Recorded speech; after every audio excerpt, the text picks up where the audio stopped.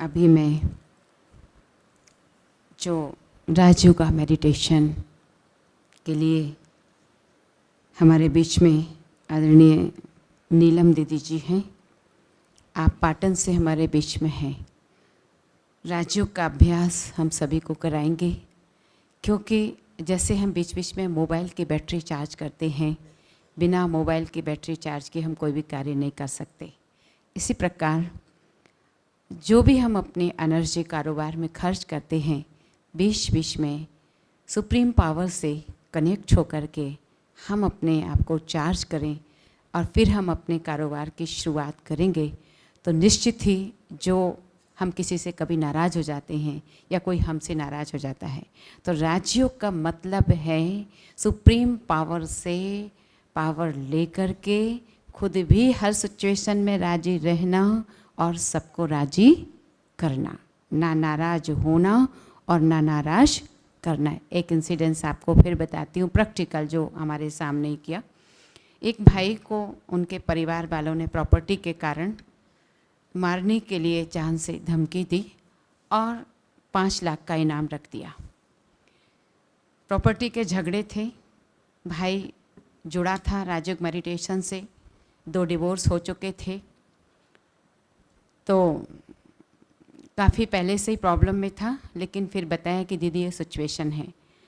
परमात्मा शिव बाबा को याद करके राजयोग मेडिटेशन की विधि बताई और कहा कि ये देखो कि मेरे परिवार के जो भी मेरे लिए कुछ भी कह रहे हैं, एक दिन वो आने वाला है कि मेरे भाई, मेरे फादर, मेरे अन्य परिवार के सदस्य, हम सब मिलकर के एक साथ भोजन कर रहे हैं, एक साथ परिवार में रह रहे हैं, एक साथ कारोबार कर रहे हैं। और 6 महीने बाद रिजल्ट आया कि उनके जो भाई, जो विरोधी थे, जो फादर या कोई भी विरोध सामने आया कहीं से भी, हाँ, जो उनका व्यवसाय का स्थान था वो भी तोड़ने का आदेश दे दिया था, शिकायत कर दी थी।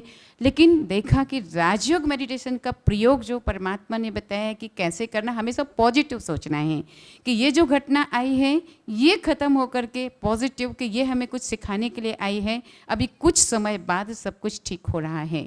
तो जैसे सोचा था, जैसे देखा था, उससे भी ज़्यादा बेटर आज पूरा परिवार बहुत अच्छे से हैं और ईश्वरीय ज्ञान को लेकर के और सब मिल कर के रह रहे हैं। हॉस्पिटल जो व्यवसाय था उनका और बढ़ कर के बड़ा हो गया है और सब मिल कर के कर रहे। तो ये क्या है, करिश्मा किसका है? राजयोग मेडिटेशन का, सुप्रीम पावर की शक्ति का।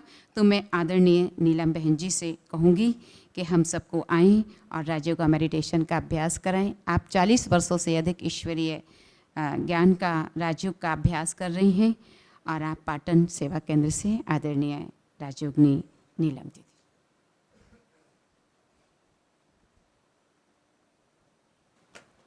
ओम शांति।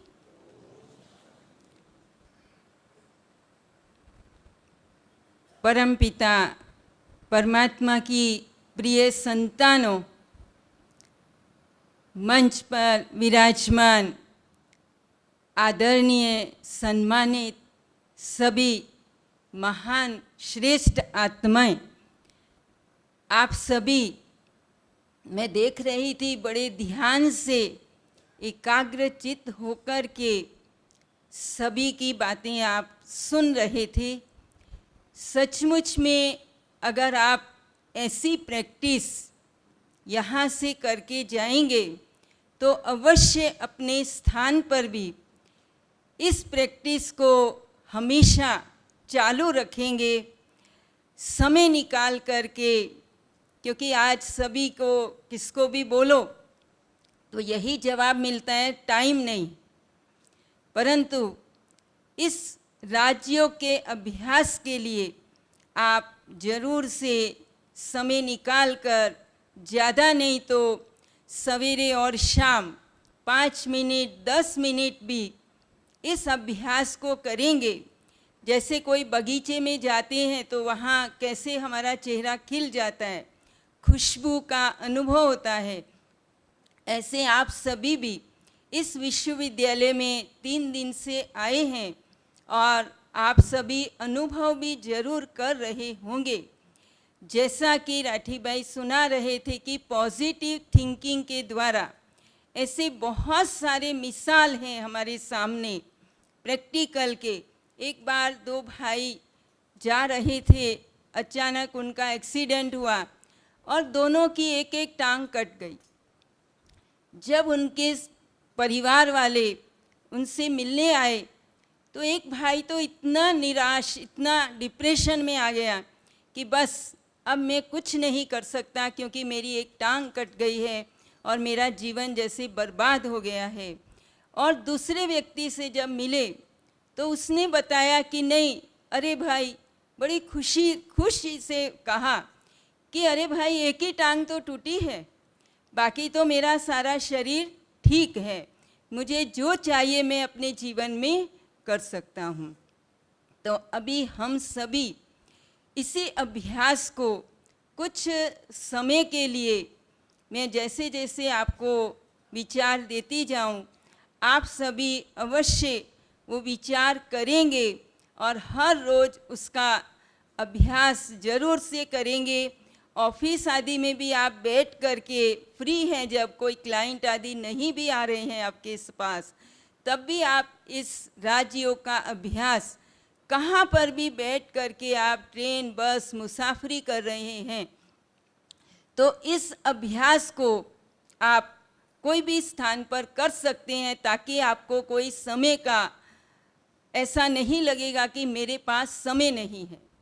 तो सचमुच में इस अभ्यास से अनेक प्रकार की समस्याएं, विघ्न, परिस्थितियां, बीमारियां आदि हम सब बहनों का, यहाँ जो राजयोगी भाई बहन हैं, उन सब के बहुत एक से एक अनुभव हैं कि किस प्रकार एक भाई हमारे पास आए, ऑफिसर थे और 10 गोलियां, कहा नींद नहीं आती है, 10-10 गोलियां लेता हूँ तो भी। और जब आए, उन्होंने मेडिटेशन, राजयोग का अभ्यास किया तो आज उनकी गोली बिल्कुल 0 हो गई और इतनी अच्छी तरह का मैं नींद करता हूँ। तो कहने का भाव है ऐसे बहुत, आप खुद जब इसका अभ्यास करेंगे और आपकी विल पावर भी स्ट्रॉन्ग होगी और आप कोई भी कार्य, निर्णय, आप सब जजिस हैं, एडवोकेट हैं, तो अपना निर्णय राइट और क्विक ले सकेंगे। तो अभी सभी थोड़ा स्वस्थ होकर के, अलर्ट होकर के बैठ जाएंगे और खुली आंख रख कर के सामने जो चित्र है उसकी तरफ ध्यान एकाग्र करके हम सभी उस राजयोग की यात्रा पर चलेंगे।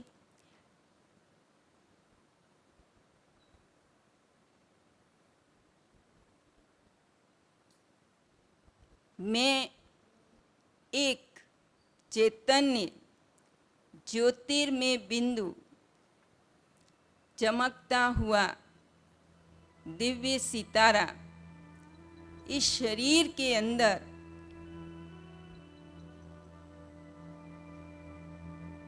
भ्रिकुटी के बीच निवास करता हूँ।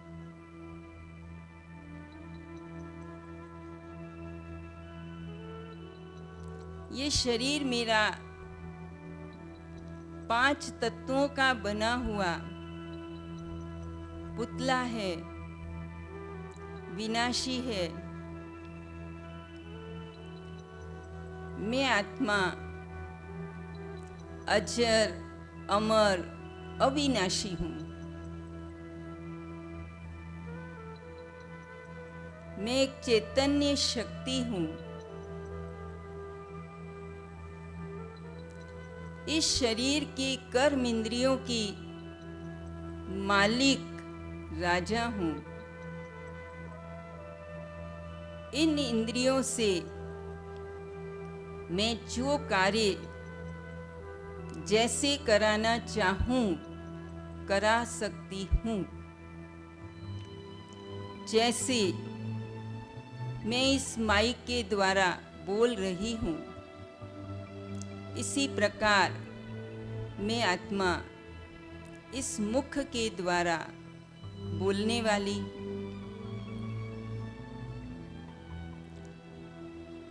कानों के द्वारा सुनने वाली, आँखों द्वारा देखने वाली एक दिव्य चमकता हुआ सितारा हूँ।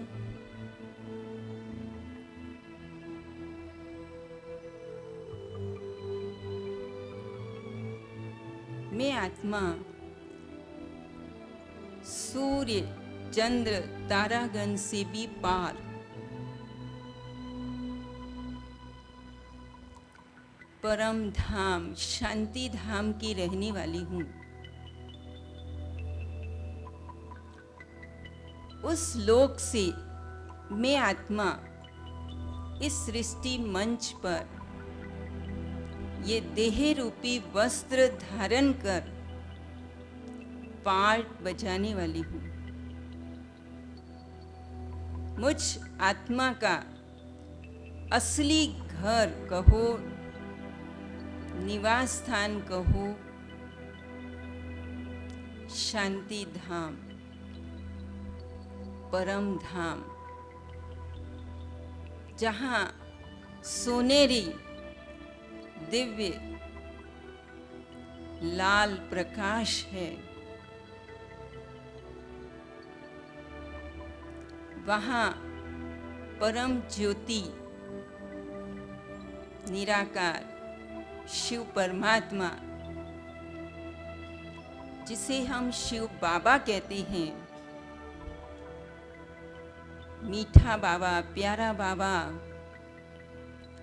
जो गुणों का भंडार है, सागर है, सर्वशक्तिमान है, पावर हाउस है, उस परमात्मा पिता जो शांति का सागर है, उसके द्वारा मुझ आत्मा पर फाउंटेन की तरह शांति की किरणें आ रही हैं। मुझ आत्मा का स्वधर्म शांति है। मुझ आत्मा का गुण शांति है। उस परमात्मा पिता से जो शांति की किरणें मुझ आत्मा पर पड़ रही हैं,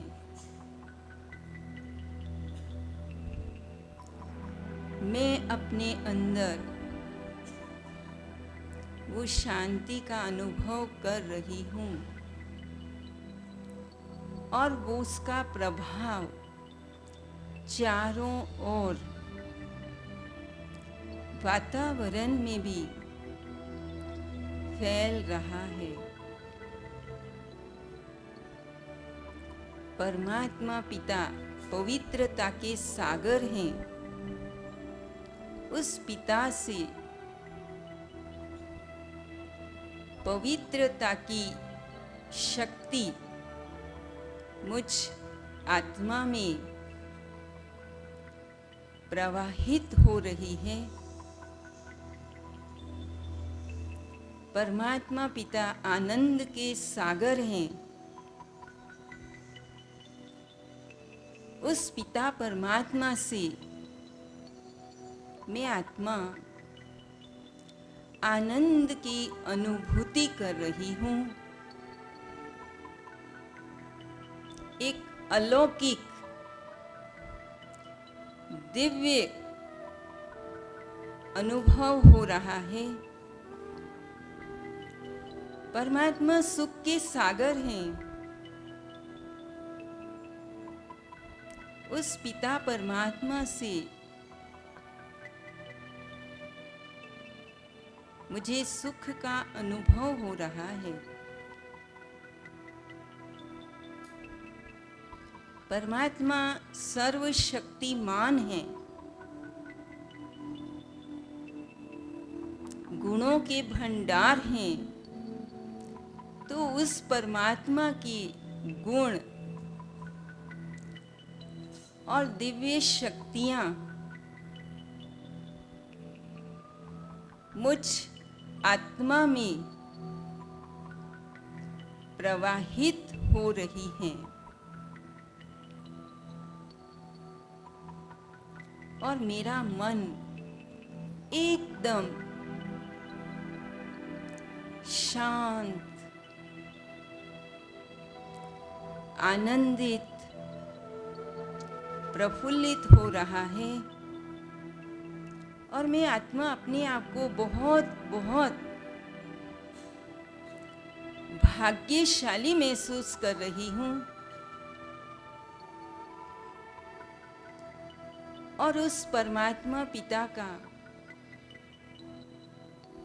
मैं कैसे शुक्रिया अदा करूं, धन्यवाद दूं, जिस परमात्मा ने मुझे खींच करके इस अलौकिक वातावरण में अलौकिकता का अनुभव करने के लिए ऐसे स्थान पर लाकर बिठा दिया, तो सचमुच मैं कितनी ना पद्मा पदम भाग्यशाली आत्मा हूं। जैसा आप सभी जरूर से ये अनुभव कर रहे होंगे और इसी अनुभव को जरूर से आप सभी अपने साथ भी ले जाएंगे, ऐसा मैं आप सबसे विश्वास रखती हूँ। क्योंकि आज तनाव, टेंशन, डिप्रेशन ये सब बढ़ता जा रहा है, तो इन सब से मुक्ति प्राप्त करने के लिए आप जरूर से समय निकाल करके एकाग्रचित्त होकर के अपने सभी कार्यों को समेट करके और उस पावर हाउस से समेटने की शक्ति, निर्णय करने की शक्ति, परखने की शक्ति, सहन शक्ति, सर्व शक्तियां उस पिता से आप प्राप्त कर सकते हैं। जैसे पावर हाउस से कनेक्शन जोड़ना पड़ता है, सिर्फ करंट ऑटोमेटिक आती है, उसी प्रकार उस परम ज्योति से, परम शक्ति से हम संबंध जोड़कर, वो हमारे माता पिता हैं, सखा हैं, बंधु हैं, स्वामी हैं,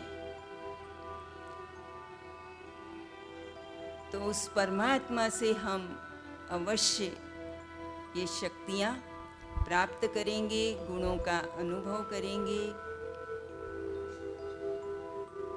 धीरे धीरे हम अपने इस देह के अंदर ज्योति बिंदु आत्मा विराजमान हूँ।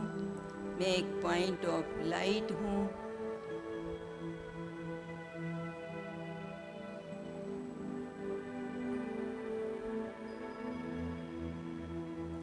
ओम शांति, ओम शांति, ओम शांति।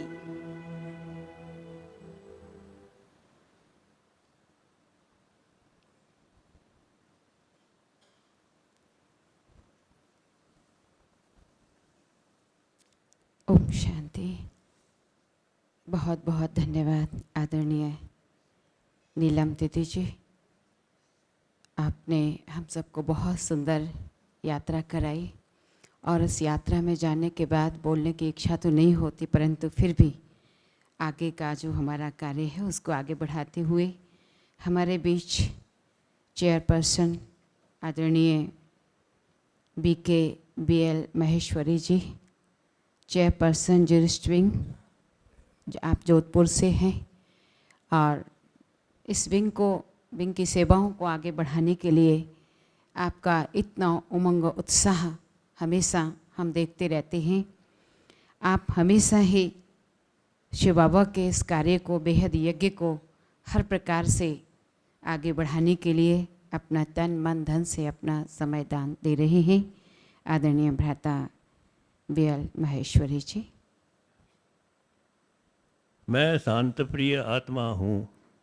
ये 3 दिन के अवकाश में आपने जो राजयोग की शिक्षा यहाँ प्राप्त की है, इस मंत्र को तो अच्छी तरह समझ ही लिया होगा। ओम शांति का मतलब है मैं शांत प्रिय।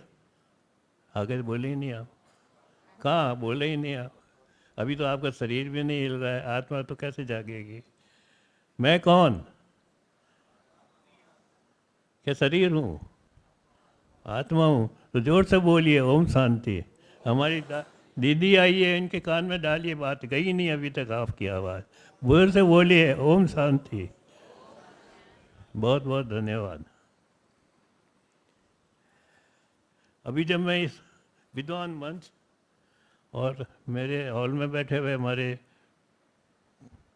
श्रेष्ठ आत्माएं गण, हमारे भाई बहन, एडवोकेट्स बंधु, क्लास ऑफ एडवोकेट्स, सबको मैं नमन करता हूँ। आज हमारे इस सत्र का आखिरी दिन है और ये आपसे सबका हमारा आखिरी मिलन है। और मैं समझता हूँ कि हमारा आखिरी मिलन भी ऐसा स्वच्छ हो, पवित्र हो कि जो हम ज़िंदगी में, सारे ज़िंदगी में याद कर सकें। अभी जब मैं इस हॉल को देख रहा हूँ और इसमें जो उपस्थिति है उसको देख के मैं बहुत प्रसन्न हूँ कि तीसरे दिन अंतिम सत्र में इतनी उपस्थिति होना एक बहुत बड़ी बात है। नारद जी जब एक दफ़े विष्णुपुरी जा रहे थे तो विष्णुपुरी में उन्होंने जाके देखा कि वहाँ पे 2 पोतियाँ पड़ी थी। एक बड़ी पोती थी, एक छोटी पोती थी। नारद जी ने वो बड़ी पोती खोली और उनका नाम सबसे ऊपर था। बड़े खुश हुए कि इनकी भगवान विष्णु की पोती में सबसे ऊपर मेरा नाम है। वो वहाँ से फिर विष्णु भगवान से मिल के लौटे तो रास्ते में हनुमान जी मिल गए। तो हनुमान जी ने कहा नारद जी थे खुश हो कि क्या, कहाँ से आ रहे हो? कि विष्णुपुरी से आ रहा हूँ। कि क्या नई बात है?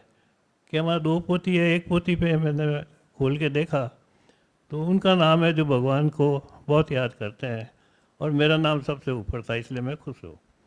तो हनुमान जी ने पूछा मेरा नाम कहीं मिला?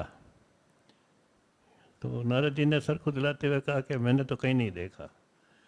तो हनुमान जी ने बहुत धीरे से कहा कि भगवान के पास एक छोटी पोती और है, वो तुमने देखी होगी पर खोली नहीं, कभी मौका मिले तो वो जाके देख लेना।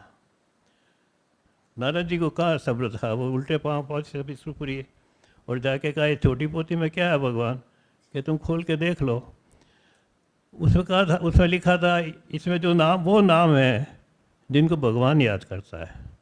आप तीसरे दिन भी यहाँ बैठे हैं और बैठ के इतने स्वावलंबी के साथ में, अटेंशन के साथ में, इतने ध्यान के साथ में और स्पीकर के साथ बहुत कोऑपरेशन करते हुए आपका ये जो स्वभाव जो मैंने देखा, एटीट्यूड देखा, ये वाकई ऐसा है जिसमें भगवान आपको याद कर रहा है।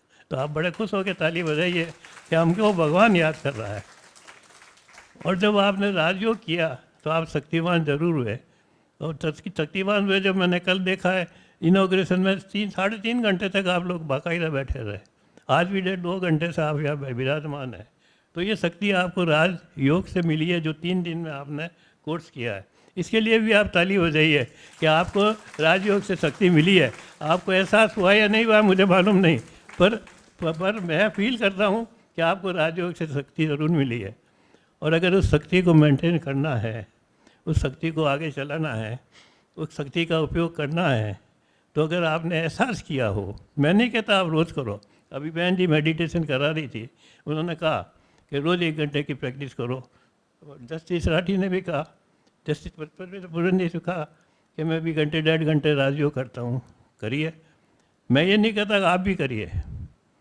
आवश्यक नहीं है तो कोई आदमी हॉस्पिटल नहीं जाता, बीमार नहीं होता है जब तक। पर वो सोचता बीमार होऊंगा तभी जाऊंगा। पर आजकल जो हेल्थ कॉन्शियस है वो ये है कि हम बीमार हो या नहीं हो, हेल्थ कॉन्शियस के लिए पहले ही जाके अपना चेकअप करवा लेते हैं। तो इसके पहले कि कोई दुर्घटना हो, हम भी अपना चेकअप करावें, अपने आप को सोचें, अगर मैं शरीर नहीं आत्मा हूँ तो मेरी आत्मा शक्तिशाली है या नहीं है, मुझे ये सोचना है। और अगर शक्तिशाली कैसे होगी, ये राजयोग हमें सिखाता है। तो इसलिए मैं शुरू में जो आपको प्रारंभिक एक बात यही कहना चाह रहा हूँ कि राजयोग में बहुत शक्ति है। इसलिए जो आपने जो सब्जेक्ट रखा है, role of Rajyoga in betterment of judicial system. अब जुडिशियल सिस्टम से तो मैं भी कई वर्षों से जुड़ा हुआ हूँ। मेरा ख्याल है अगर मैं याद करूँ तो मैं 1967 से प्रैक्टिस में हूँ, और आज की तारीख में भी यदा कदा मैं कोर्ट जाता हूँ, क्योंकि कुछ पुराने केसेज हैं, कुछ इंस्टीट्यूशंस के मैटर हैं, तो उनको सुलझाने के लिए, उनको डिस्पोज कराने के लिए अभी भी मैं कोर्ट आता जाता रहता हूँ। इस लंबी अवधि में जुडिशियल सिस्टम में क्या होता है नहीं होता है आप जान, तो मैंने भी बहुत अनुभव किया है। मैं बस उस समय मेरे एक दो एक्सपीरियंस सुनाता हूँ आपको, और विथ एपोलॉजी, जज महाशय भी यहाँ बैठे हैं, एडवोकेट्स भी हैं, मेरे ख्याल से वो जजेज अगर उस बात को बुरा नहीं मानेंगे, ये मैं मेरे पर्सनल एक्सपीरियंस से कह रहा हूँ। मेरी प्रैक्टिस उन में 4-5 साल की होगी। मैंने एडवोकेट की सनद ले रखी थी, और उसके बाद मेरे पास कोई गंगानगर के टीचर्स थे, उनकी कोई प्रॉब्लम थी, उस प्रॉब्लम में रिट फाइल हुई, उसमें स्टे हुआ, तो सब टीचर्स ने सिमिलर रिट फाइल करनी शुरू की। मेरे पास भी 8-10 रिट आ गई थी। तो मैंने सोचा इसमें क्या करना है, मेरे को तो रिट का ज्ञान था नहीं, सब्जेक्ट का ज्ञान था नहीं, पर मैंने कहा इसमें तो नकल ही मारनी है, नकल मारने में क्यों अपन पीछे रहे। मैंने भी वो केस ले लिया, कम पैसे में ले लिया, जितने पैसे में दिया उतने में ले लिया। एक रिट ले के आ गया, उसकी नकल कर ली और कोर्ट में पेश कर दी। कोर्ट में पेश किया तो कोर्ट में एडमिशन में लगी, और मैं जब अपेयर हुआ डिवीज़न बेंच के सामने, तो डिवीज़न बेंच ने पूछा क्या है। मैंने कहा साहब ये बेटर है, टीचर्स का इस तरह से है, सिमिलर है, and similar order has been pass. और मैंने उनके सामने रीडर को दिया लेटर के लिए। तो जज साहब ने कहा नो यू मस्ट आर्ग्यू। मेरे तो ज़मीन किसे गई, मेरे तो उसको ABCD मालूम नहीं, मेरे तो कोई इसकी स्टडी नहीं। तो मैंने कहा सर ये सिमिलर है। No no you argue, and if you don't argue I will dismiss it. और मैंने कहा कि ये डिसमिस हो जाएगी तो बाकी सब लोगों की और रिट पिटिशन जो सिमिलर है वो भी डिसमिस हो जाएगी। मैं कितना बड़ा लॉस करूँगा। मेरी तो धरती दूध गई साहब। बहुत मुश्किल से भगवान को याद करते करते हनुमान चालीसा पढ़ते पढ़ते मैंने जज साहब को कहा कि इसमें एक एडजॉर्नमेंट दे दीजिए, और उन्होंने एक एडजॉर्नमेंट मुझे दे दिया। मैं समझता मुझे नई ज़िंदगी मिली। और जैसे ही वो एडजॉर्नमेंट मिला उसके बाद में मैंने क्लाइंट्स को बुला के एक सीनियर काउंसिल को जाके मैंने कॉन्टेक्ट किया और उनको सादी बात कह दी। मैंने कहा ये मैंने रिट फाइल कर दिया, सिंबल कहा, तो जज साहब माने नहीं, और मेरी धरती किसे गई है, मेरे को जो पैसे मिले वो आप ले लो, मुझे खर्चे के पैसे भी नहीं काटने, और आप अफेयर हो जाओ। तो उन्होंने सब क्लाइंट साथ थे, थोड़ा बार्गेन करके कुछ और पैसे लेके कह दिया मैं खड़ा हो जाऊँगा। खड़े हो गए, केस कॉल हुआ, और वो सीनियर एडवोकेट के साथ में खड़ा था। सीनियर एडवोकेट चीफ जस्टिस से पूछा, चीफ जस्टिस की बहन से पूछा, yes mister so so what's the matter, के सब teachers have filed the writ petition and some orders have been pass, similarly this order में भी ऑल्सो बी पास। रीडर को कहा ओके पास इट। अब मैं खड़ा खड़ा आँख हो गया अरे ये बात तो मैंने भी कल कही थी, आज क्या हो गया, आज ये खड़ा हो गया इसलिए हो गया, इतनी फेस वैल्यू। घबरा गया मैं तो। एक मेरा पर्सनल एक्सपीरियंस और कहता हूँ आपसे। एक मेरे को एक फर्स्ट अपील में अपेयर होने का मौका मिला। तो मैंने जब फर्स्ट अपील वो सिविल अपील थी उसको देखा, तो उसमें स्टे का नोटिस था, स्टे पिटीशन नहीं थी, अपील की कॉपी थी, मीमो ऑफ अपील की, स्टे का नोटिस था और स्टे पिटीशन नहीं थी। तो मैंने क्लाइंट से पूछा स्टे पिटीशन का, उसने कहा जो मुझे मिला नोटिस के हाथ में वही है। मैंने जाके कोर्ट में फाइल इंस्पेक्शन किया, उसमें स्टे पिटीशन नहीं थी। मैंने सोचा कोई सिमिलर रिट में स्टे हो गया और इसमें भी कर दिया, ये भी हो सकता है। जनरली कह देते हैं, भूल जाता है कि साहब सिमिलर अपील में स्टे हुआ, इसमें भी कर दीजिए। तो मैंने वहाँ ऑफिस से पता लगाया इसकी कोई सिमिलर अपील फाइल हुई क्या, कि नहीं हुई। ओके, मैं अपने आप को बहुत ताकतवर समझ के केस के अंदर अपेयर हो गया, जैसी पेशी थी, और जब सामने वाले वकील बड़े सीनियर वकील थे, बहस करने लगे और कहा स्टे कन्फर्म कर दो, तो मैंने जज साहब से कहा, डिवीज़न बेंच के सामने केस था, मैंने कहा सर इस केस में ये स्टे पिटीशन में कंफर्मेशन मांग रहे हैं और ये कोर्ट से स्टे हो गया इनको, पर स्टे पिटीशन इन्होंने फाइल ही नहीं की, तो बिना स्टे पिटीशन फाइल किया स्टे कैसे हो गया? उन्होंने कहा वाट? मैंने कहा साहब इसमें कोई स्टे पिटीशन नहीं है। फाइल दे के कहा मिस्टर सोन सो क्या स्टे पिटीशन नहीं है? उन्होंने जूनियर से कहा कि स्टे पिटीशन फाइल नहीं किया, फिर वो फाइल देखने लगा, फिर कहा साहब नहीं है। तो mister Son so you are so influencing that you can secure stay order without filing stay petition. और ऑर्डर क्या दिया? Stay confirm. मैं तो अवाक रह गया। मैं विथ ड्यू रेस्पेक्ट कह रहा हूँ, मैं, आप उसको बुरा मत माने, ये मेरा पर्सनल एक्सपीरियंस है। ये जुडिशियल सिस्टम में मैंने बहुत देखा है, इस लंबी उम्र में प्रैक्टिस में मैंने बहुत देखा। मैंने प्री इंडिपेंडेंस टाइम देखा, इंडिपेंडेंस टाइम देखा, और उसके बाद का भी देख रहा हूँ, फॉर्चुनेटली और फॉर्चुनेटली क्या बोले। मगर जुडिशियल सिस्टम खाली यही नहीं है, जुडिशियल सिस्टम इसके अलावा भी है। मैं एक दफ़े एक सीनियर के साथ में एक बेल पिटीशन में अपेयर हो रहा था, जिसमें सब इंस्पेक्टर पुलिस और हेड कांस्टेबल के खिलाफ ये कॉरप्शन चार्ज था कि इन्होंने इस व्यक्ति को कोर्ट के ऑर्डर के तहत उसका फील्ड का पोजीशन दिलाने के लिए रिश्वत मांगी। तो कोर्ट से ऑर्डर हो चुका था फील्ड का पोजीशन दिया जाए, पर वो फिजिकली जाके उसको दिलवाने के लिए सब इंस्पेक्टर वहाँ गया, उससे पैसे मांगे और एंटी करप्शन ने उसको पकड़ लिया। उसकी बेल पिटीशन थी। जब बेल पिटीशन कॉल हुई तो हमारे वकील साहब तो सीनियर वकील थे, उसमें एक्यूज़ के वकील थे, खड़े होकर बहस करने लगे। तो उन्होंने कहा 2 मिनट ठहरो, कि कल शाम को मेरे बंगले पे एक बहुत बुज़ुर्ग व्यक्ति आए जिनकी मैं बहुत इज्जत करता हूँ। यहाँ तक कि वो जब मेरे घर से वापस गए तो मैं उनको बाहर आके कार तक छोड़ने गया था। उन्होंने मुझे आके कहा कि कल मेरे एक दामाद का केस आपके यहाँ लग रहा है, उसमें ज़मानत मांगी है, तो आपको उसको ज़मानत देनी है। मैं कुछ बोला नहीं, वो चले गए। आज मैं उसी बेल पिटीशन को सुन रहा हूँ, जिसके लिए वो बुजुर्ग शख्स कल मेरे पास आए थे, जिनकी मैं बहुत इज्जत करता हूँ। मैं आप लोगों से सबसे पूछना चाहता हूँ, बारियाँ खड़ी है, क्या करूँ मैं, कैसे करूँ? मैं आई से put up before another court और अब I should proceed with the matter. सब ने यही कहा कि नो सर, आप अपनी कॉन्शियस से जो भी ठीक समझे वो करिए, आप भूल जाइए कि आपके पास कोई आया था, नहीं आया था। एंड देन ही प्रोसीडेड, और प्रोसीड करके उन्होंने जो भी आदेश देना था ठीक समझ के वो दे दिया। इससे भी एक बड़ा इंपॉर्टेंट केस था जिसकी तरफ मैं कॉन्शियसनेस क्या होती है, कॉन्शियसनेस क्या होती है, किस तरह से जजेस प्ले करते हैं, उसकी एक केस की रियल आपको एक दो थोड़े फैक्ट बताना चाह रहा हूँ। डिवीज़न बेंच के सामने एक मर्डर अपील थी, जो सेशन जज ने उसमें लाइफ मर्डर का सेंटेंस दिया था टिल है, और वो उस हाई कोर्ट के अंदर अपील आई थी। डिवीज़न बेंच अपील को सुन रही थी। एलिगेशन ये था कि शादी भी होके गोल्डन नाइट के दिन उसकी पत्नी ने अपने पति को डैगर चाकू मार के उसको पेट में चाकू मार दिया और उसकी डेथ हो गई। और जिस समय घर वाले आए तो उसके हाथ में चाकू था, उसके कपड़ों में ब्लड था, और वह रंगे हाथों पकड़ी गई। पुलिस आई, उसको पकड़ के ले गई। सेशन कोर्ट ट्रायल हुई, उसको मर्डर का ऑर्डर हो गया कि फर्स्ट डे गोल्डन नाइट पे अगर कोई लड़की औरत ऐसा कर सकती है तो उसको तो हैंग टिल डेथ ही करना चाहिए। जब ये वो डिवीज़न बेंच सुन रही थी, एक्चुअली मैंने उसमें मेरी पर्सनल मैंने देखा था उसमें, इसलिए मैं सारी बात कह रहा हूँ। जब डिवीज़न बेंच ने ये कहा कि ऐसा समझ में नहीं आता, ऐसा लगता नहीं कि एक लड़की जिसका शादी हुई है, गोल्डन नाइट है, और उसके अंदर विडो मैरिज नहीं होती है, और वो लड़की रात को क्यों अपने पति के पेट में खंजर डाल के उसको मारेगी, जबकि दोनों परिवार के आपस में 3 पीढ़ी में भी कोई दुश्मनी नहीं है। 3 पीढ़ी में किसी को कोई ऑब्जेक्शन नहीं था, किसी को कोई एलिमेंट नहीं था। क्या कारण था? उन्होंने कहा नहीं, इस मामले की तो कोई और तरह से जांच करनी चाहिए। तो उन्होंने लड़की को तो भेज दिया वापस, केस को बंद कर दिया।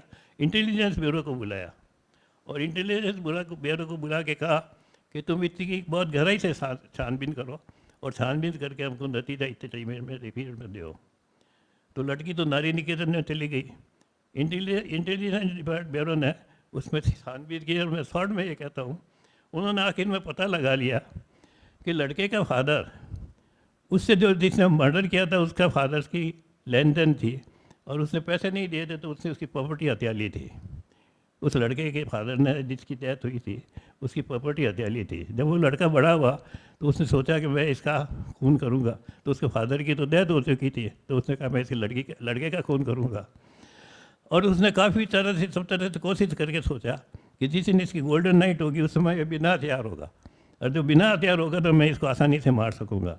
तो उसके कमरे के अंदर एक कमरा था, उसमें उसकी वाइफ उस समय रात को ड्रेसिंग के चेंज के लिए गई, इधर वो पिछवाड़े से आया, अंदर कमरे में आया और आके उसको ड्रैगन चूरे से मार के वो चला गया। और एविडेंस कोई नहीं थी। इंटेलिजेंस ब्यूरो ने वो सारी एविडेंस निकाल के और फिर वो रिपोर्ट पेश किए, और डिवीज़न बेंच ने उस औरत को, उस लड़की को एक्विट किया। इसे कॉन्शियसनेस कहते हैं। बाकी कोई ऐसी बात नहीं थी कि डिवीज़न बेंच अपने सेशन जज के कोर्ट को जजमेंट को कंफर्म कर देता। सवाल ये है कि हमारी कॉन्शियसनेस क्या है, कॉन्शियसनेस कैसे होगी है। ये कॉन्शियसनेस लाने के लिए कोई इलाज तो उपाय तो करना पड़ेगा। तो उपाय क्या किया जाए? हम हमारी आत्मा को जागृति कैसे करें, हम हमारी आत्मा को चेतना कैसे दें, हम आत्मी शक्ति कैसे डेवलप करें।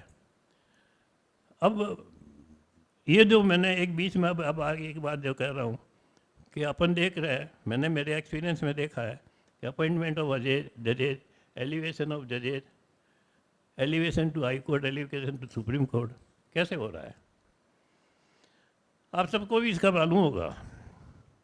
क्या हम सीना ठोक के कह रहे हैं कि ये जो appointment of जजेज and elevation of जजेज होता है प्योरली सही होता है, बिना भेदभाव के होता है, बिना सुपारस के होता है, बिना पार्टीबाजी के हिसाब से होता है, बिना जातिवाद के हिसाब से होता है? अगर आप में से कोई भी साथी ठोक ये कहते हैं तो मैं उसका गुलाम बन जाऊँ, कह सकता है कोई?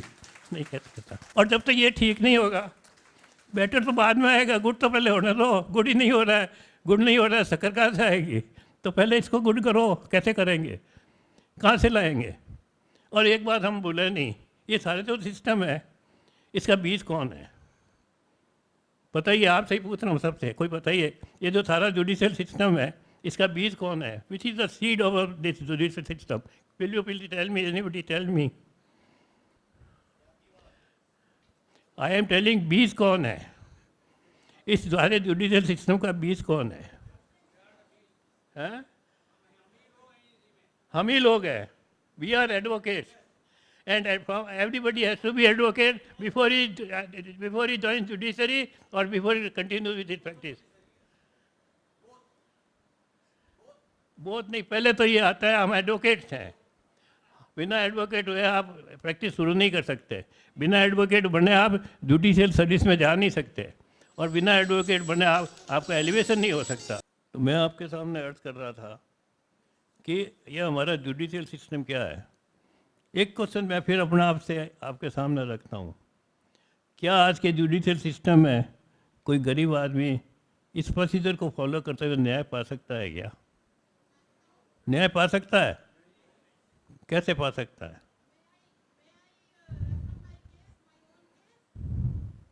You are fighting your own case. It is good, but the system which prevails in the judiciary, that you have to file a plaint must be like this, then there will be a written statement, there will be framing of issues, then there will be evidence, then there will be arguments. Now this is all the procedure. You are maybe doing it. You are exceptional.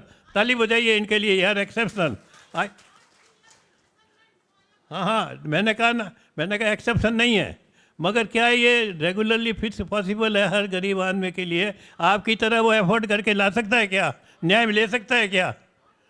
Not possible. यही मैं कह रहा हूँ, ये system क्या है?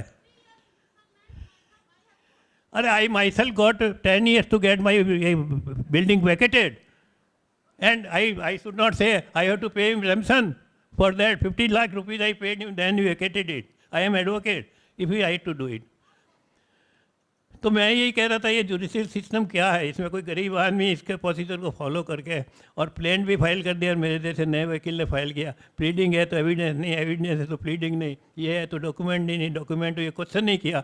सो money implication are there. एक गरीब आदमी कैसे क्या न्याय पाएगा? ऑलरेडी तो वहाँ से डिस्ट्रेस होके आया है और अदालत की शरण में आया है, और अदालत की शरण में आया है तो इतना बड़ा अदालत का विस्तार है कि वो उसमें कोप नहीं कर सकता। एक छोटी सी एग्जाम दे रहा हूँ, आई नो इट, 7:30 बज गया, टाइम ओवर हो रहा है। अभी बहन जी मुझे कह देंगे कि कहा बात करो, मैं बात ख़त्म कर देता हूँ अपनी थोड़ी सी बात पे। अकबर ने एक दफ़ा अनाउंस किया, बादशाह अकबर ने, कि रात को सरयू नदी में सर्दी थी, रात भर जो सरयू नदी में खड़ा रह जाएगा उसको सवेरे मैं 5 स्वर्ण मुद्रा दूंगा। एक ब्राह्मण ने सोचा मैं तो वैसे ही मरने वाला हूँ, खड़ा हो जाता हूँ, बच गया तो 5 स्वर्ण मुद्रा मिल जाएगी, और नहीं बचा तो मर जाऊँगा, मुझे तो वैसे ही जाना है। वो खड़ा हो गया, रात भर वो खड़ा रहा। दूसरे दिन सुबह गया दरबार में, जाके कहा बादशाह से कि मैं रात भर पानी में, ठंडे पानी में खड़ा रहा और आपके पास आया हूँ, आपने अनाउंस किया था 5 स्वर्ण मुद्रा देने, आप मुझे मुद्रा दीजिए। तो बादशाह अकबर ने कहा क्या सबूत है? तो उसने कहा मैं नदी में खड़ा था तो आपके किले में उस साइड में एक लाइट लग रही थी, रोशनी आ रही थी, वो मैंने देखी। अब बादशाह ने कहा बस तुम हार गए। क्यों? उस रोशनी से तुम्हें गर्मी मिल रही थी इसलिए तुम खड़े रहे। और बेचारे जाओ, कोई इनाम नहीं है। वो चलते चलते उसको बीरबल मिल गया। बीरबल से उन्होंने कथा कही तो उसने कहा तेरे को 3 दिन में मुद्राएं मिल जाएगी, चिंता मत कर। दूसरे दिन बादशाह को बीरबल की तलब हुई, बीरबल कहाँ है, पता लगाओ। तो उसके घर गए, सैनिक वहाँ गए। आखिर में पता लगा कि वो चांदनी चौक में बैठा है, एक हंडिया में दाल पका रहा है। तो सैनिक वहाँ गए, उन्होंने देखा बीरबल नीचे बैठा है, आग लग रही है, उसमें लकड़ियाँ डाल रहा है, 20 फुट ऊंचाई पे एक हंडिया लटक रही है और उस दाल को पकड़ने में लगा हुआ है। सैनिकों ने कहा बादशाह बुला रहे, कहना अभी मुझे टाइम नहीं है, मेरी दाल पक रही है। आखिर में बादशाह खुद वहाँ आए और आके कहा बीरबल ये क्या कर रहे हो, बेवकूफ़ी की बातें करो, इतनी दूर में कोई आग तेरी खिचड़ी पकेगी क्या? कि हजूर अगर नदी में खड़ा हुआ आदमी आपके किले की गर्मी से खड़ा रह सकता है शीतल पानी में, तो मेरी दाल तो पकड़ी है। बादशाह ने उसके पाँव पकड़ के कहा मेरा बाप तू रुक जा, मैं अभी ब्राह्मण को बुला के 5 स्वर्ण देता हूँ उसको। ये न्याय था। कोई प्लीडिंग नहीं, कोई राइटिंग नहीं, कुछ नहीं, क्योंकि उस समय उनका जिनका भी जो ये राज दरबार में राजगुरु होते थे, राजा होते थे, इनका माइंड इतना मैच्योर होता था, इनके वाइब्रेशन इतने तगड़े थे कि वो हर बात को उसकी सही सत्यता को जांच लेते थे, परख लेते थे, दे देते थे। हमारे यहाँ क्या है? कुछ नहीं हो रहा है। मैं ज़्यादा टाइम नहीं लूँगा, मैं मेरी बात कंक्लूड करता हूँ। आखिर में करने क्या है, इसका इलाज क्या है? वैसे तो लाइलाज लगता है, मगर दुनिया में मृत्यु के अलावा कोई लाइलाज है ही नहीं। मेरी समझ में जो आता है एक बात है, मैं अपने आप से भी एक सवाल करता हूँ, क्या सत्यता और प्योरिटी एक है या फ़र्क है? Whether honesty and purity are same और they are different, and if different which is superior, honesty और प्योरिटी? एक जज के सामने केस आता है तो उसकी लिमिटेशन है, जो एविडेंस है, जो प्लीडिंग्स है, उसके आधार पर तुमको फैसला करना है, और तुम उसको न बाहर जाना न अंदर जाना। अगर बाहर चले गए तो अपील में जाके तुम्हारा फैसला ख़त्म हो जाएगा। तो ये जो जज जो राय दे रहा है, ऑनेस्टली दे रहा है, एविडेंस पे दे रहा है। अब एविडेंस फॉर्ड दो तो वो जज क्या करेगा? फॉर्ड एविडेंस के ऊपर जजमेंट दिया हुआ क्या प्योर समझा जाएगा, सत्य समझा जाएगा? हमारा लॉ सिस्टम ये है, उसमें जज को कोई डिस्कशन नहीं है, जज को कोई लिबर्टी नहीं है, वो उसके बाहर नहीं जा सकता, उस बंधा हुआ है एविडेंस से। मेरे को एक केस ही पर्सनली याद है, हमारे government advocate arguing before the division bench in murder case.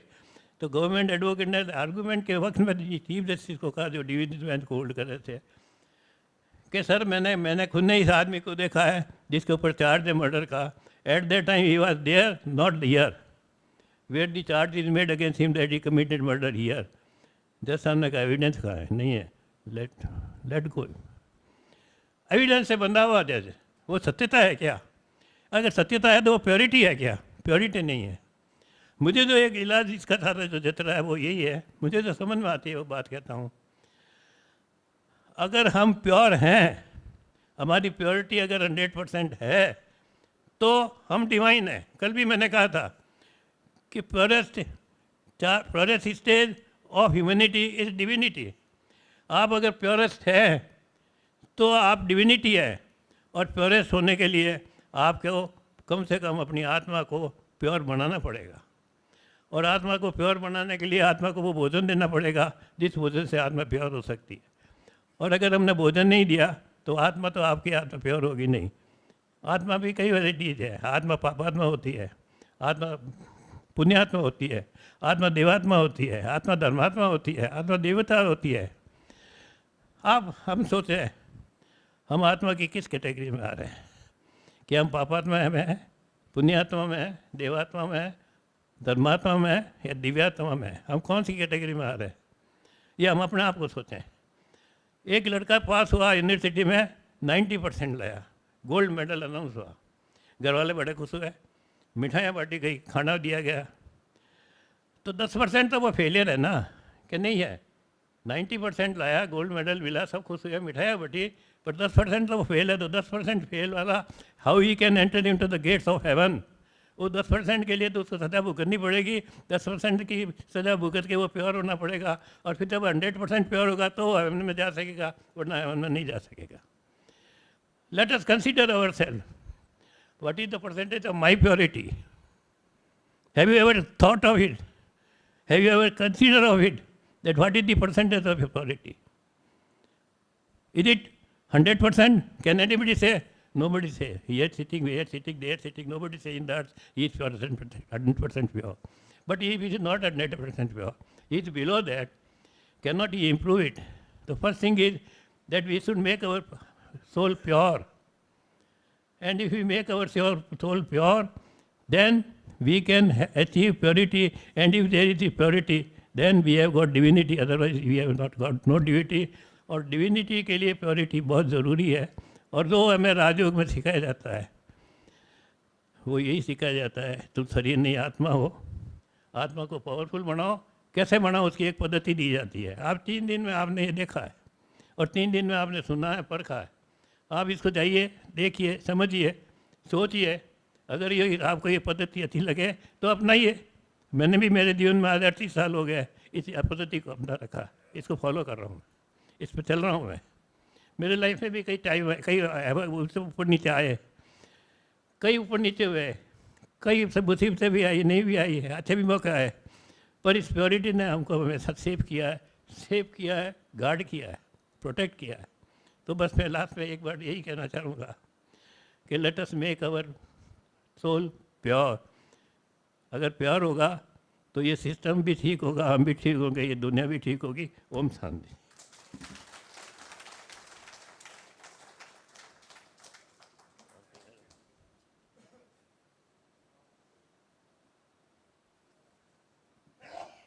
बहुत बहुत धन्यवाद।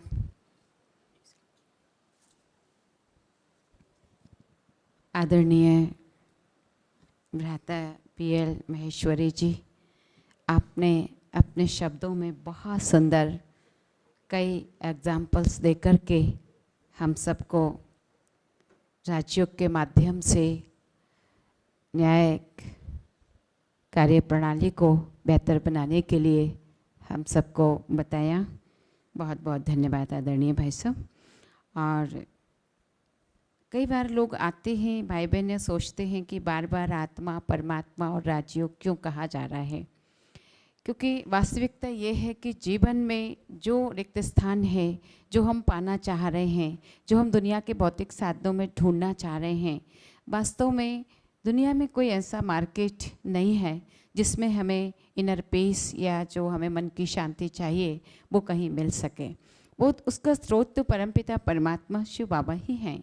वो यहाँ पर जो शिक्षाएं हमें राजयोगा मेडिटेशन के माध्यम से जो दे रहे हैं, उन शिक्षाओं के माध्यम से ही हमारे जीवन की वो कमियां पूरी होती हैं और हमारे जीवन में सुख, शांति, आनंद, प्रेम आने लगता है। कई लोग सोचते हैं क्या इसमें फिर कर्म कैसे करेंगे जब इसी में लगे रहेंगे, लेकिन राजयोग कर्म संन्यास नहीं सिखाता। राजयोग हमें हमारी वर्क कैपेसिटी बढ़ाता है और हमारे कार्य कुशलता भी हमारे लिए लाता है। इसलिए भगवान महाभारत युद्ध में विजयी होने के लिए अर्जुन के लिए बार बार कह रहे हैं कि मन को भटकाओ नहीं, हे अर्जुन मन मना भव, मतलब मन ही मन मुझे याद करो।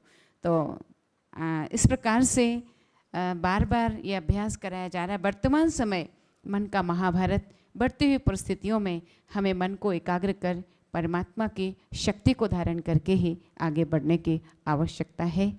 राजयोग के माध्यम से हमारी दादियाँ जो 99 ईयर्स की होते हुए भी 20 घंटे वर्क करते हैं, और हमारी दीदियाँ भी और हम सब भी कई बार 4 घंटे ही आराम करते हैं, लेकिन राजयोग की पावर से हमेशा हम फ्रेश अनुभव करते हैं। और आगे कार्यक्रम को बढ़ाते हुए मैं आदरणीय राजयोगिनी ब्रह्मा कुमारी आदरणीय लता दीदी जी, जो हमारे बीच में नेशनल कोऑर्डिनेटर जूरिस्ट विंग के हैं, आप माउंट आबू से ही हैं, और लीगल डिपार्टमेंट को आप बहुत रीति से, मैं दीदी जी से बहुत समय से जुड़ी हुई हूँ, जब से मैं जूरिस्ट विंग के मेंबर बनी हूँ। आदरणीय दीदी जी बहुत ही सील और धैर्यतावान है। आपके पास संस्थान के इतने लीगल कारोबार होते हुए भी, और ये जूरिस्ट विंग की जो सेवा आपके ऊपर जिम्मेवारी परमात्मा ने, बड़ों ने दी है, उसको आप विधिवत, क्योंकि डिफ़िकल्ट भी बहुत है ये विंग, क्योंकि सभी बहुत बिजी रहते हैं, लेकिन फिर भी आपकी विशेषता इस कार्य में, आपकी दक्षता, हमेशा ही आप धैर्यवान होकर के हमेशा इस विंग को प्रोग्रेस की ओर ले जा रहे हैं, आगे ले जा रहे हैं। बहुत ही सरल स्वभावी हैं और हार्ड वर्कर हैं, और हम सबको साथ में लेकर के सबको हमेशा आगे बढ़ाने की भावना आपके अंदर है। आदरणीय लता दीदी। ओम शांति। एक बार सभी बोलेंगे, ओम शांति। क्योंकि बहुत देर से सुन रहे हैं तो थोड़ी ऊर्जा सारे ब्रह्मांड में भी गूंजनी चाहिए। वोट ऑफ थैंक्स, वो भी वैलिडिटी सेशन में देना, अर्थात सभी को कवर करना। तो हम देखते हैं रिसेप्शन से लेके आज तक के सारे ही सेशंस में हमारे बीच में बहुत ही अनुभवी स्पीकर्सों ने अपने अपने विचार हम सभी के सम्मुख में रखे हैं, और एक से बढ़कर एक के विचार थे, और सभी ने बहुत ही सुंदर ढंग से हम सभी को बहुत गाइडलाइंस भी दी हैं कि किस प्रकार से हम जूरिस्ट का role of the jurist in establishing स्वर्णिम भारत और बाकी के भी टॉपिक्स के ऊपर हम कैसे कर सकते हैं। तो ये सारे कार्य के लिए जिसने मुझे प्रेरणा दी, और हम सभी जूरिस्ट विंग की मैनेजमेंट कमेटी को ये प्रेरणा मिली, उसके लिए मैं, जैसे कि आप जानते ही हैं, सबसे पहले धन्यवाद परमपिता परमात्मा शिव का करूँगी, क्योंकि उनकी प्रेरणाओं से ही ये सारे कार्य हो रहे हैं। मैंने पहले दिन भी बताया कि करन करावन हार तो परमात्मा है, हम सब निमित्त सेवाधारी हैं, और हम सेवाधारी के अलावा कुछ भी नहीं हैं। तो उनका बहुत बहुत धन्यवाद परमात्मा का, जिन्होंने ये इतनी सुंदर कॉन्फ्रेंस रची और आप सभी को इस कॉन्फ्रेंस में बुलाया। आप सब खुश हैं ना कॉन्फ्रेंस से? तो आदि से लेके अभी तक के वक्ताओं के नाम न गिनते हुए उन सभी को मेरा बहुत बहुत धन्यवाद। आज के मंच पर उपस्थित हमारे मेन वक्ताएं, जिसमें हमारी राजयोगिनी रिस्पेक्टेड जयंती दीदी, जो आज हमारे बीच में पहली बार आई हैं, उनका मैं तहे दिल से शुक्रिया अदा करती हूँ कि उन्होंने आके हम सबको बहुत ही लाभान्वित किया। बहुत शॉर्ट मगर बहुत स्वीट और मीनिंगफुल अपने स्पीच द्वारा हमें सुंदर गाइडेंस दिए हैं। हमारे बीच में B D. Rathi ji, justice honourable mister justice B D. Rathi ji, भले फॉर्मर हैं मगर हैं तो जस्टिस। जो किताब मिल चुका है वो किताब तो है ही है, इसीलिए, और हम उनको 3 दिन से लगातार सुन रहे हैं। और हर एक स्पीच के अंदर उनकी न्यू न्यू आइडियाज़ होती हैं, ह्यूमर भी है, तो साथ साथ में बहुत पावरफुल वक्तव्य भी है। तो हम उनका भी तहे दिल से बहुत बहुत शुक्रिया अदा करते हैं। उसी प्रकार हमारे बीच में ऑनरेबल मिस्टर जस्टिस A.S. पाश्चापुरे जी हैं। उन्होंने भी ये तीसरा भाषण किया, मगर बहुत सुंदर। उन्होंने भी कितनी आइडियाज़ बताई, उनकी प्रैक्टिकल एक्सपीरियंस बताए कि लीगल फील्ड में प्रैक्टिस करते करते किस प्रकार से प्रॉब्लम्स आती हैं और किस प्रकार से राजयोगा द्वारा उनको बहुत मदद मिली और वो सारी प्रॉब्लम सॉल्व करते रहे। तो उनका भी तहे दिल से बहुत बहुत शुक्रिया है।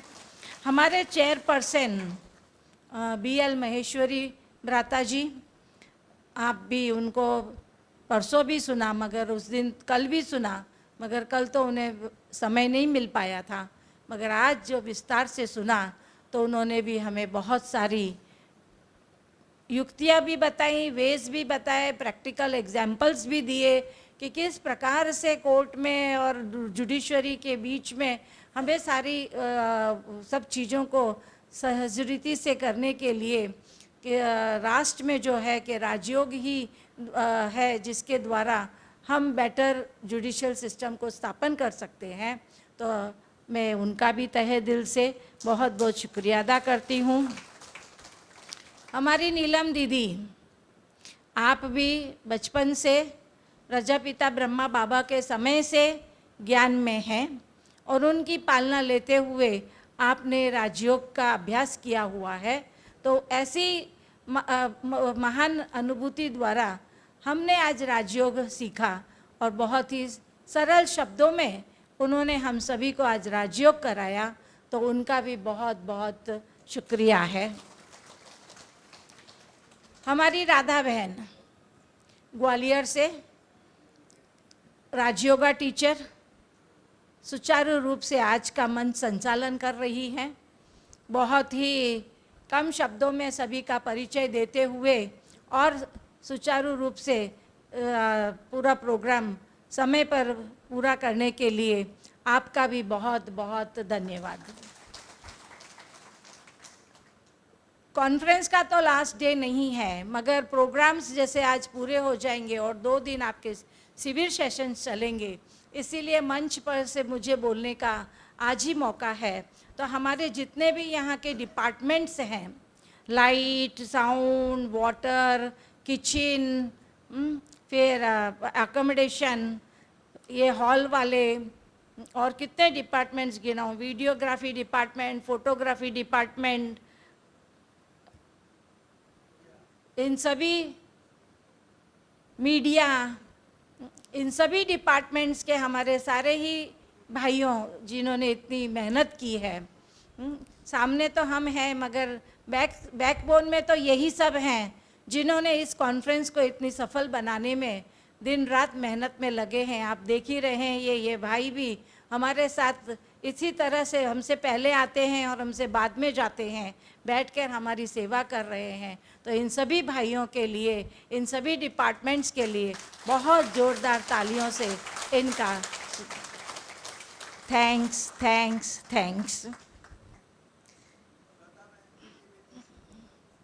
भारतवर्ष से बहुत सारे भाई बहनें आए हैं आप सभी के लिए रोटी और सब्जी बनाने के लिए और भी सब्जी कटिंग के लिए, और कितनी डिपार्टमेंट गिनाऊँ आपको, हर रूम के अंदर सेवाएं देने के लिए वहाँ पे भी हमने सेवाधारी रखे हुए हैं। तो अनेक स्थानों से अनेक सेवाओं के लिए बहुत सारे सेवाधारी आए हुए हैं। तो उन सभी सेवाधारियों की भी बहुत बहुत थैंक्स।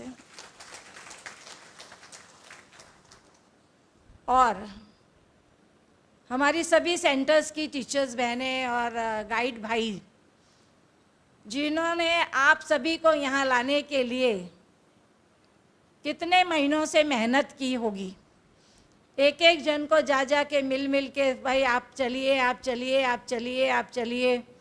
तो ऐसी हमारी बहनों की और भाइयों की भी बहुत बहुत धन्यवाद।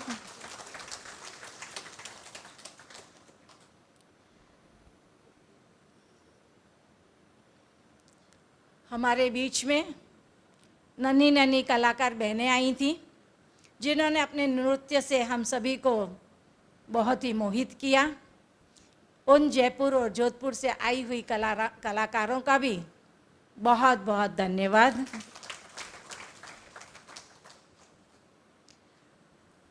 इस हॉल की सेवा पे तत्पर हमारे कृष्णा भाई और उनके साथी,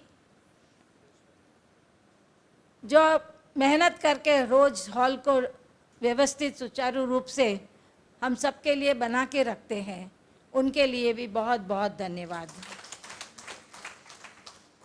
अगर कोई डिपार्टमेंट या किसी का नाम सहित में धन्यवाद ना किया हो तो उसे कबूल करें।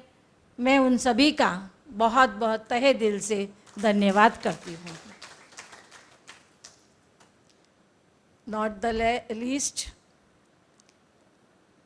आप सभी भाई बहन जो 2 दिन से लगातार, 2 दिन नहीं 3 दिन से 16, 17 और आज 18 लगातार सुनते ही रहे हैं सभी को, और अपना पूरा समय यहाँ दे रहे हैं और इंटरेस्ट से सुन रहे हैं, इसलिए आप सभी अपने लिए ताली बजाएं। आप सभी का बहुत बहुत तहे दिल से धन्यवाद धन्यवाद धन्यवाद।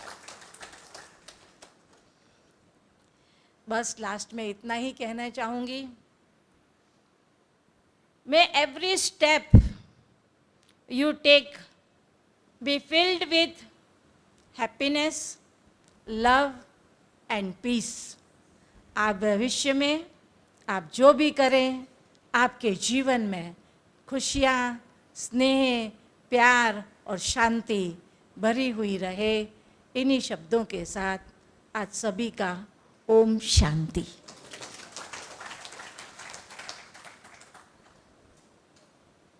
बहुत बहुत धन्यवाद। आदरणीय दीदी जी ने सभी का धन्यवाद किया और हम सभी की तरफ से आदरणीय लता दीदी जी का दिल से बहुत बहुत धन्यवाद, शुक्रिया। दीदी जी के लिए मैं 2 शब्द कहने वाली थी, लेकिन दीदी जी आ गए, इसलिए फिर मैं दूर हूँ। तो दीदी जी के लिए मैं कहूँगी, आपकी विशेषताएं हैं, पीछे चलो उसी के जो मंजिल का पता दे। दीदी जी इस धारणा को लेकर चलते हैं, पीछे चलो उसी के जो मंजिल का पता दे, बैठो उसी नाव में जो पार लगा दे, बैठो उसी नाव में जो पार लगा दे। ये धन, ये दौलत, ये शान, ये शौकत, ये तो हर जन्म मिलते रहे हैं और मिलते रहेंगे, परंतु वर्तमान में दीदी जी का मैसेज है कि ईश्वर खुद आया है आपके लिए, उन्हें बस अपना तो बना ले, उन्हें बस अपना तो बना ले। ऐसी हमारी आदरणीय लता दीदी जी हैं। और अभी हम सभी लास्ट में, समय पूरा हो गया है, इसलिए पुनः पुनः सभी को थैंक्स करते हुए मैं परमात्मा की याद में हम सभी बैठेंगे। 2 मिनट सभी ध्यान रखें। ओम शांति।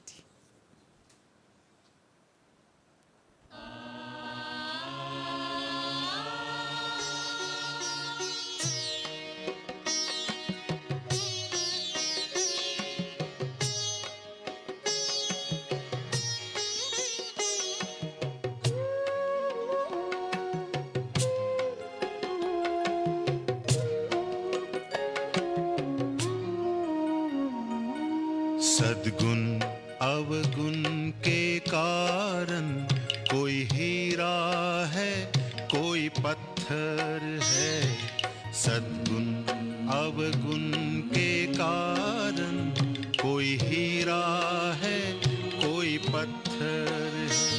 धरती पर स्वर्ग बसा लेना, ओ मानव तुझ पर निर्भर है। सद्गुण अवगुण के कारण कोई हीरा है, कोई पत्थर है। सद्गुण अवगुण के कारण कोई हीरा है, कोई पत्थर है।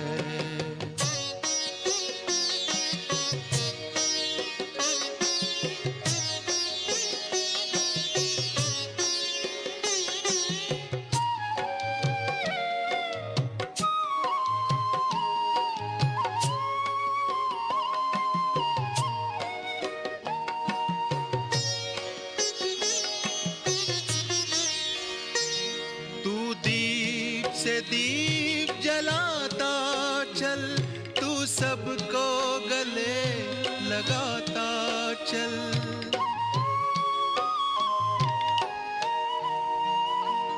तू प्रेम एकता शांति सत्य सहयोग के रत्न लुटाता चल। गुण ही गुण भरे पड़े तुझ में, अंतर तेरा रत्नाकर है।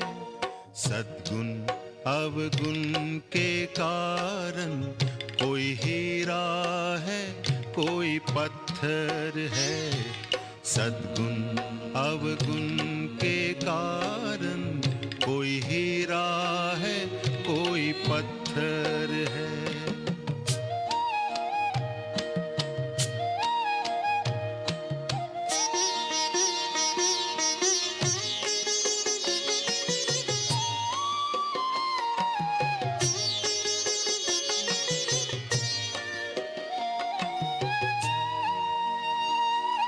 नदी न अपना जल पीती है, पेड़ न अपना फल खाते।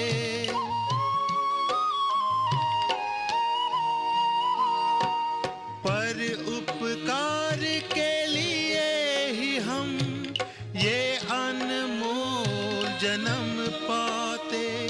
जो पर दुख को अपना माने, वो मानव देव से बढ़कर है।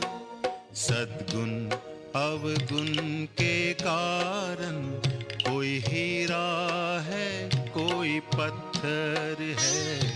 सद्गुण अवगुण के कारण कोई हीरा है, कोई पत्थर है। धरती पर स्वर्ग बसा लेना, ओ मानव तुझ पर निर्भर है। सद्गुण अवगुण के कारण कोई हीरा है, कोई पत्थर है। सद्गुण अवगुण के कारण कोई हीरा है, कोई पत्थर है। कोई हीरा है, कोई पत्थर है। कोई हीरा है, कोई पत्थर है।